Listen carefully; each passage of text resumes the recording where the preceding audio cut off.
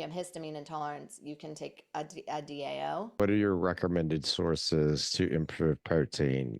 Because obviously we have a host of, types of diets, and when you're taking that out for the omnivore, carnivore, the vegan, vegetarian, like what are you recommending as the protein sources? So you can eat meat, but you just have to be really careful with sourcing. So Mhm. with you want to be careful. So like poultry would be better than beef a lot of times.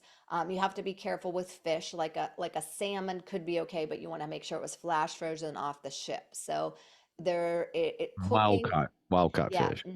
wild caught. So, but if you, so histamine, this is where it gets more complicated. So histamine could grow in food. So you don't want to do meal prep if you have like histamine issues, because if you cook chicken or if you cook beef or something, then after you cook it and you sit it in the refrigerator, it can grow. The leftovers can be a big problem for people with histamine issues. So we want to make sure, like, if you're meal prepping and then you flash freeze. So someone who wants the meal prep for the week, you flash freeze your food right after you cook it so that we don't have histamine growing in the food. So even if you had, let's say, a piece of chicken that's a low histamine protein, but it's sitting in your refrigerator, the histamine can grow in it. So I say, okay, make sure it's freshly cooked. We also have DAO enzymes, diamine oxidase enzymes that you can take to help you break down histamine. So if you're going out to dinner, for example, you could take, and you don't know how it's prepped, you could take a diamine oxidase enzyme to see, like, okay, does that help you break down the histamine more? So think of that like a lactate for histamine,